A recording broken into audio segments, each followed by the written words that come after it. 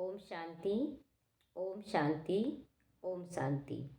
बाबा कह रहा है जीवन का क्षण क्षण पल पल सबकी रूहानी सेवा में लग जाए। यही बाबा की सतत दिनचर्या थी। बाबा अपने लिए बता रहा है, ब्रह्मा बाबा का दिनचर्या क्या था? एक एक सेकंड सबकी सेवाओं में लग जाए, यही उनका लक्ष्य रहता था। काम है सब कुछ करते हुए, लेकिन वो उनका ये मन का संकल्प जो था, बाबा कितनी आत्माओं का कल्याण हो जाए मेरे द्वारा, कितना मेरा एक एक पल सफल हो जाए आपके इस कार्य में। तो सारे संसार को संदेश पहुंचाना है, कोई भी आत्मा ज्ञान से वंचित ना रहे, ये सारा संकल्प उनके अंदर चलता रहता था। जो भी संपर्क में आए वो खाली हाथ ना जाए, यह बाबा के सामने लक्ष्य रहता था। क्या हमारे अंदर वो लक्ष्य है? अंदर में हम सभी चेक करें कि देखिए, एक होता है ना कि हम राजा बनने जा रहे हैं, हम प्रजा तैयार कर रहे हैं, हम ये वो तैयार कर रहे हैं, अपना पद पोजीशन तैयार कर रहे हैं, ये अलग है।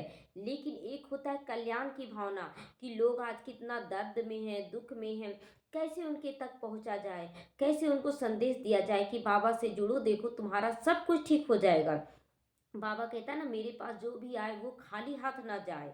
यह बाबा का लक्ष्य रहता था, कोई भी आए खाली हाथ ना जाए। देह होते हुए भी विधेयी अवस्था में स्थित होकर बाबा अथक रूप से सेवा में लगे रहे। देह होते हुए का मतलब है कि शरीर में रहते हुए उनकी उम्र कितनी थी? 98 वर्ष हो गया था लास्ट में जब शरीर छोड़ने लगे थे। और उस उम्र में भी कभी भी वो नहीं बोले कि हम मेरा 98 साल हो गया, हम इतना सेवा नहीं कर सकते हैं। वो पल पल अपना एक एक पल सफल किए। और सेवा में अगर कोई बोल देता था कि बाबा आप तो बूढ़े हो गए, आप नहीं करो, तो वो बाबा कहता था कि बच्चे मैं बूढ़ा नहीं हूँ, मैं तो अभी युवा हूँ, अभी तो मैं कृष्ण बनने वाला हूँ। तो बाबा कहता है, तो बाबा हमेशा अथक सेवा करता था और बोलता था कि मैं तो अभी बूढ़ा नहीं हुआ हूँ, मैं तो अभी कृष्ण बनने जा रहा हूँ, देखो मैं कृष्ण बनने जा रहा हूँ। हमेशा नशा रहता था बाबा को। तो अथक होकर सेवा में लगे रहे अंत समय तक भी। बाबा स्वयं को सेवा से दूर नहीं किया, स्वयं को कभी सेवा से। लास्ट समय में भी बाबा का विशेषता क्या रहा कि वो हमेशा सबको बताते रहे, दादी प्रकाश मणि के साथ घूमे चारों तरफ और सबको डायरेक्शन दिए कि देखो यहाँ ये काम है, देखो यहाँ ऐसे कराना है, देखो बच्चे ऐसे करना है। सारा कुछ बाबा डायरेक्शन दे दिया था कि ऐसे ऐसे करना है पहले जाने से पहले। और लास्ट में रात में भी क्लास बाबा करवा के उसके बाद ओम शांति किया, नमस्ते गुड नाइट किया।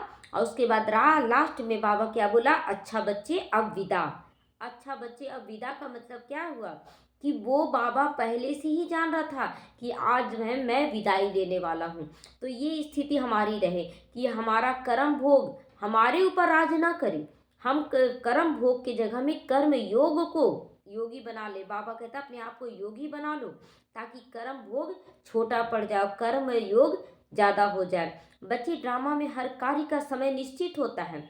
आज एक बहन शरीर छोड़ी, कैंसर था उनको, और मुक्ति के लिए जो को योग करवा रहे थे, 7 दिन का योग करवा रहे थे। आज 7वां दिन है। और ऐसे में देखिए मन में मनसा नहीं था कि वो शरीर छोड़ दे, बस ये सोचकर योग कर रहे थे, उनको करवा रहे थे कि बाबा इनको मुक्ति दे दे। इनका शरीर में बहुत कष्ट है, 2.5 साल से वो झेल रही थी। और आज ही 7वां दिन है और आज ही वो शरीर छोड़ दी।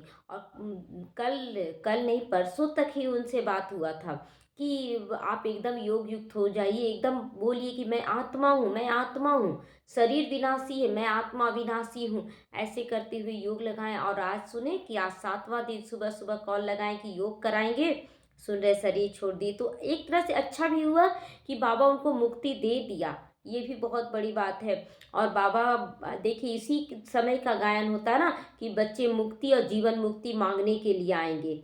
तो हमारी वो स्थिति बन जानी चाहिए जहाँ पर लोग आएं और मुक्ति पालें। बहुत बच्चे जीवन मुक्ति पाने के लिए आते हैं। जीवन मुक्ति का मतलब इसी जन्म में मुझे सुख मिले, शांति मिले, वो इसलिए भी आते हैं। कोई सोचते हैं कि नहीं हमको शरीर से मुक्ति चाहिए, कोई सोचता है कि दुख बीमारियों से मुक्ति चाहिए।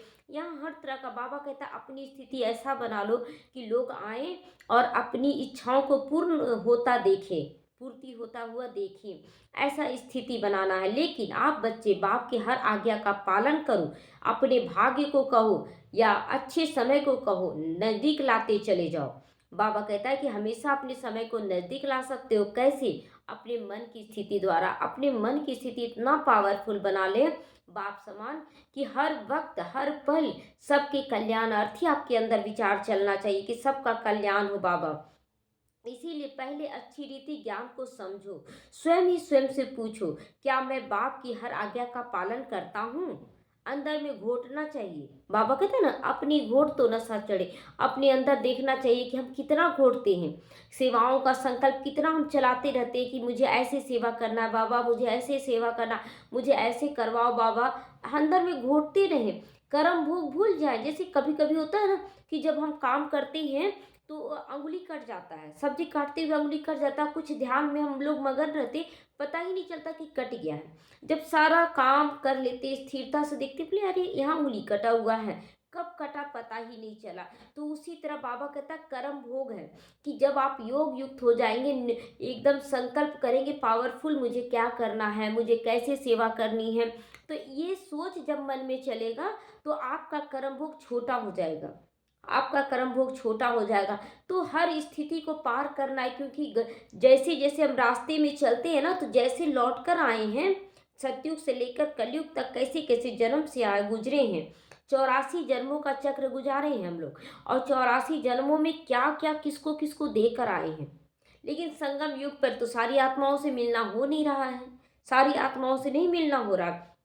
यहाँ तक कि हमारा है ना, डॉक्टरों के साथ, नर्सों के साथ, अनेकों के साथ हमारा हिसाब किताब बना हुआ है, और उनके साथ हमें चुकतू करना ही होगा। बाबा कहते हैं ना, हर एक के साथ आपका हिसाब किताब चुकतू होना ही है। उन सब के पास आपको मिलना होगा। इस समय अचानक ही अनेक आत्माओं से मिलेंगे और वो आपके साथ कड़ा व्यवहार करेंगे। आपको लगेगा मिले, कभी मिले भी नहीं है, देखो कैसा व्यवहार कर रहा। नहीं, 84 जन्म जो हम लोग गुजारते आए हैं, उस 84 जन्म में कितनी आत्माओं के साथ हम लोग मिले, उनके साथ कैसा व्यवहार किए, वही व्यवहार हमें आज मिल रहा है। तो वहीं पर देखते हैं किसी का बहुत अच्छा किसी के साथ व्यवहार किया जाता है, और किसी के साथ गलत भी व्यवहार किया जाता है। हम लोग कहते हैं देखो ऊंच नीच भेदभाव किया जा रहा है, अमीर गरीब सब तरह का भेदभाव किया जा रहा है। वास्तव में कोई भेदभाव नहीं होता है, ये कर्मों का हिसाब किताब चुकतू होता है। तो हमें किसी का भी व्यवहार का अपने अंदर धारण नहीं करना कि ऐसा क्यों किया, बुरा नहीं मानना है। वही स्थिति था जो हम लोग जैसे जैसे देख कर आए हैं। अब यहाँ पर क्या है ना, स्पीड तेज हो गया। जैसे उतरे थे तो 5,000 साल लगा, लेकिन जब चढ़ रहे ना तो 100 साल में ही चढ़ना है। और हमारा तो 100 साल पता भी नहीं चला कि हो रहा है। अभी जो ज्ञान में आए तो अब त्रिकालदर्शी बने हैं, अभी हम चढ़ रहे हैं। तो चढ़ रहे ना, तो जहाँ जहाँ एक एक पल हमारा 5,000 साल गुजरेगा। एक एक पल जितना हम कष्ट दे कर आए हैं उतना कष्ट मिलेगा, जितना सुख दे कर आए हैं उतना सुख मिलेगा। सब चुकतू होगा, सब कुछ चुकतू यहाँ पर होगा। सुख देने का भी पाठ है हमारा कि हम दूसरों को दे रहे हैं सुख। क्यों दे रहे हैं? क्योंकि उसके द्वारा हम सुख लिए हैं। अभी रील तेज कर दिया गया है, 100 साल के अंदर ही सब चीज ठीक करेगा।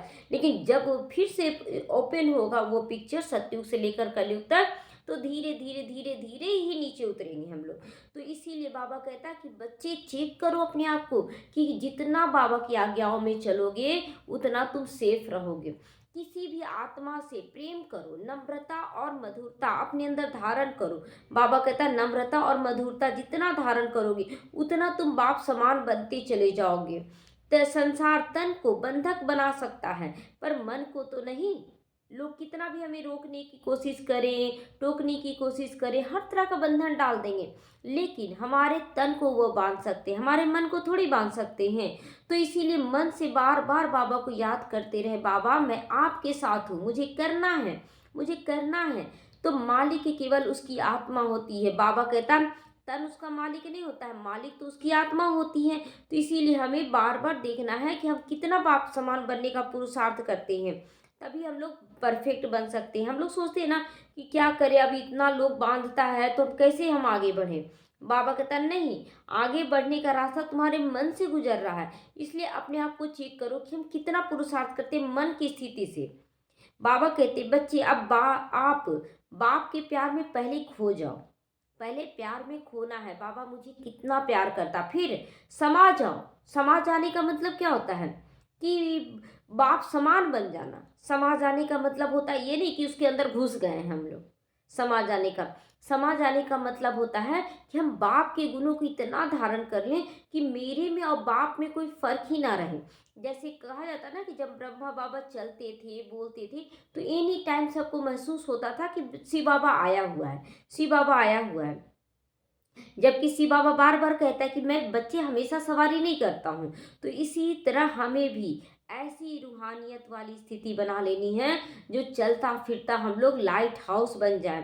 तो इतनी पावरफुल योग है तुम्हारी, उतना ही आप स्वयं के साथ साथ अपने 5 तत्वों के बने हुए शरीर को भी पवित्र बना सकते हो। हर दुख बीमारियों से न्यारा कर सकते हो, उतना योग करना है।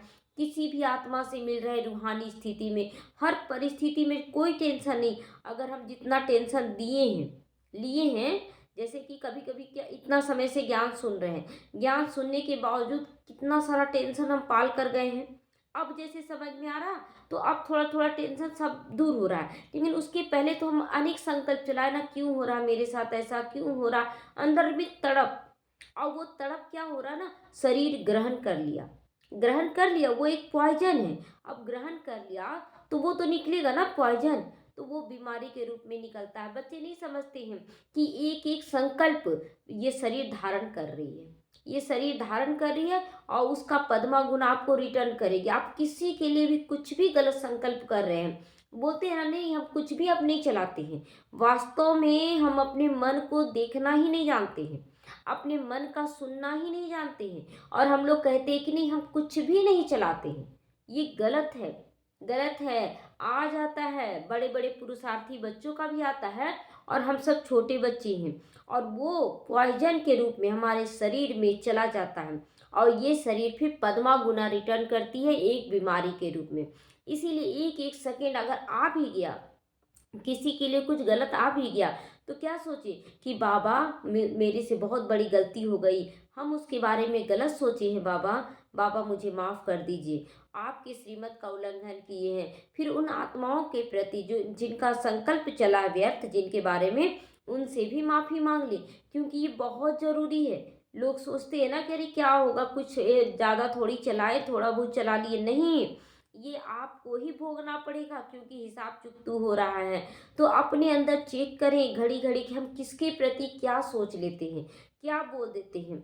देखिए एक होता है ना कि बोलना, कि उसके लिए आप निमित्त बने हैं, जैसे कि ब्रह्मा बाबा निमित्त था, तो निमित्त था तो वो सबके बारे में अच्छाई बुराई सब बोलता था कि देखो बच्चे तुम्हारे अंदर ये बुराई, इसको ठीक करो, इसके एक भावना होता है कि सुधार का। लेकिन एक होता है कि शिकायत के रूप में, वो ऐसा है वो ऐसा है, तो ये शिकायत का रूप ही हमारा हिसाब किताब बना लेता है।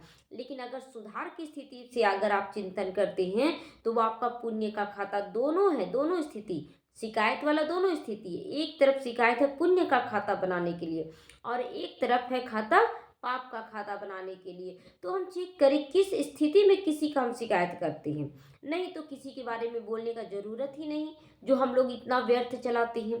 तो इसीलिए बाबा पल पल अब चेक करने के लिए कहता है कि बच्चे ये प्रोसेस है, और इस प्रोसेस को पूरी तरह से समझो कि कैसे शरीर में रोग आता है। इतना टेंशन होते ही झटके से परिवर्तन हो जाएगा, सारा परिस्थिति बाबा कहता है झटके से समाप्त हो जाएगा। आप महसूस करोगे कि वाह बाबा वाह, कैसे समाप्त हो गया बाबा, वास्तव में ये हमारी स्थिति से समाप्त हुआ है। कई बच्चे सोचते हैं कि सब कुछ तो हमें ही करना पड़ेगा, परंतु नाम बाबा का होता है।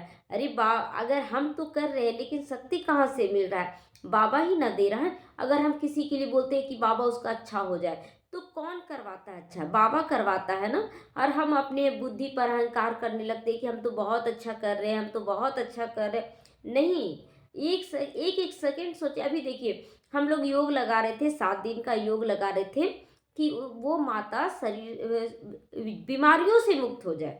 जान तो नहीं रही थी कि ये शरीर से मुक्ति, क्योंकि बाबा देखा ना कि उनका शरीर चलने लायक नहीं है अब, तो शरीर से मुक्ति दे दिया, नया वस्त्र तैयार कर रहा था, इसलिए उतना दिन तक रह रही थी शरीर में, तो वो मुक्ति दिया। कौन दिया, हम लोग तो केवल संकल्प कर रहे थे बाबा वो बिल्कुल स्वस्थ हो जाए, बहुत अच्छा से रहे, यही सोच रहे थे। लेकिन देखिए बाबा उनको शरीर से मुक्ति दे दिया, क्योंकि वो शरीर 2.5 साल से एकदम खराब कचरा का ढेर बन गया था। इसलिए मुक्ति दे दिया। तो बाबा कहता है बच्चे आप सब बहुत अच्छा टेंशन रख रहे हो, थोड़ा सा और अटेंशन दो, थोड़ा सा और। बाबा कहता है अटेंशन दो। न तो आप यदि जल्दी चाहते हो तो थोड़ा सा अटेंशन अगर बढ़ा दोगे तो झटके से परिस्थितियां परिवर्तन हो जाएंगी। लाइट का अभ्यास करो, स्वयं को आत्मा बार बार समझो। हर एक आत्मा अपना अपना हिसाब किताब चुकतू करने के लिए हमारे पास आई है। वो कोई खराब आत्मा नहीं है। आत्मा कोई भी खराब नहीं होती है।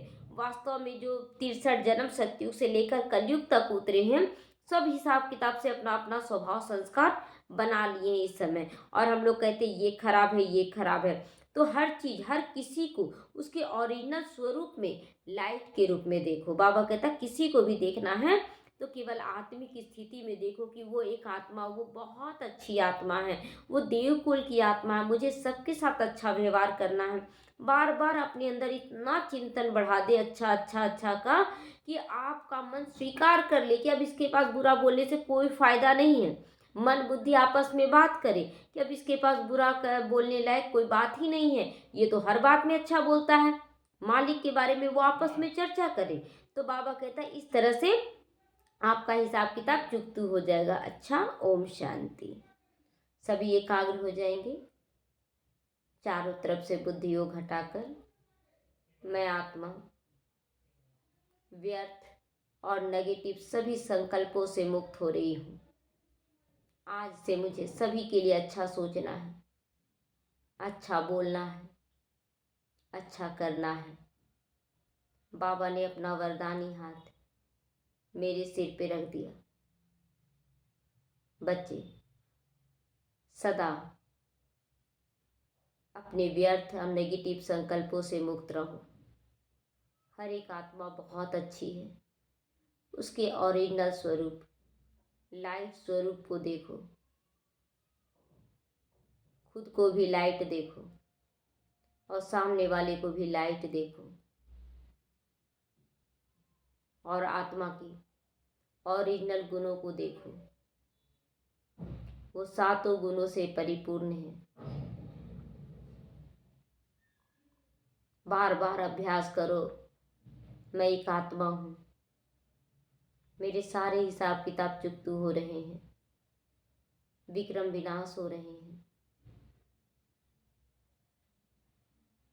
मुझे अपने आप को पाप करने से बचा लेना है। बाबा विजय का तिलक दे रहा है, मेरे चारों तरफ सुरक्षा कवच दे रहा है। श्रीमत रूपी लक्ष्मण रेखा खींच रहा है। शुक्रिया मेरे मीठे बाबा, शुक्रिया। मैं आपकी छत्र छाया में, यादों की छत्र छाया में सुरक्षित हूँ। मेरे जीवन का एक एक पल सफल हो रहा है बाबा। शुक्रिया मेरे मीठे बाबा, शुक्रिया। ओम शांति, ओम शांति।